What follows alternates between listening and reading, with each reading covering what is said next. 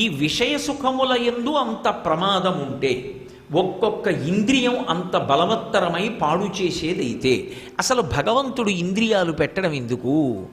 ఆ ఇంద్రియాలు అనుభవించడానికి బయట వస్తువులు పెట్టడం ఎందుకు? మనని సృష్టించడం ఎందుకు?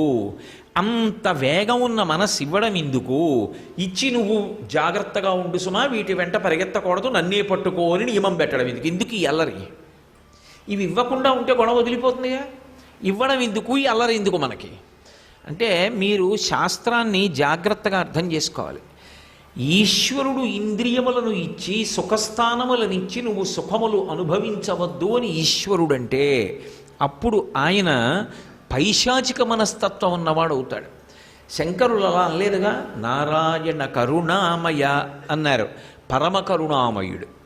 మరి ఎందుకు ఇచ్చినట్టు ఇంద్రియాలు, ఎందుకు ఇచ్చినట్టు బయట సుఖస్థానములు? అంటే వేదం ఎక్కడి వరకు అంగీకరించిందో అక్కడ వరకు సుఖస్థానములను నీవు అనుభవించి ఇవి సుఖములు కావు అన్న విషయాన్ని తెలుసుకోవాలి. అసలు వాటి జోలికి వెళ్లకుండా, వాటిని అనుభవించకుండా, అబ్బెబ్బెబ్బెబ్బే ఇవన్నీ చాలా ప్రమాదకరం అండి, ఇవన్నీ విషయ వాసనలండి, వీటి జోలికెడితే పాడైపోతారండి అని చెప్పి సిద్ధాంతం ఒకటే చెప్పాడు అనుకోండి, ఇంద్రియాలు త్రాచుపాము లాంటివి, అవకాశం చూసి కాటు వేసేస్తాయి. నేను చెప్పట్లేదు ఈ మాట, శుకబ్రహ్మదేవి భాగవతంలో శుకబ్రహ్మకి జనక మహారాజు గారు చెప్తాడు. అందుకే ధర్మంతో ముడేస్తారు ఇంద్రియ సుఖాన్ని. మీరు ఈ మాట కొంచెం గంభీరమైంది, కాస్త గట్టిగా పట్టుకోవాలి. ధర్మంతో ముడి వేసేయాలి కామాన్ని. వేసేశారనుకోండి, ఇప్పుడు కన్ను చూడకుండా ఉండడం సాధ్యం కాదు, కన్ను చూస్తుంది. కన్ను చూసినా ఇప్పుడు కంటికి చూసేవి ముందు ఏం చేస్తాడంటే పరమ సత్వగుణ సంపన్నమైన వస్తువులను అప్పచెప్తాడు.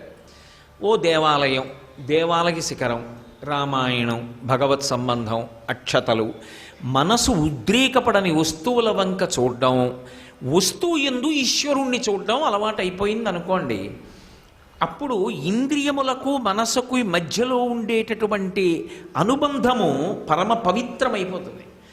అయిపోయి ఇప్పుడు దేని వంక మీరు చూడండి, అందులో ఈశ్వర తత్వాన్ని అనుభవించడం అలవాటు అవుతుంది. మొదటి ప్రయోజనం.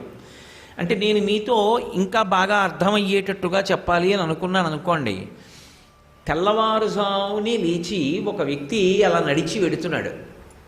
అలా నడిచి వెడుతుంటే ఇలా చూశాడు, ఓ పెద్ద కొండ కనపడింది.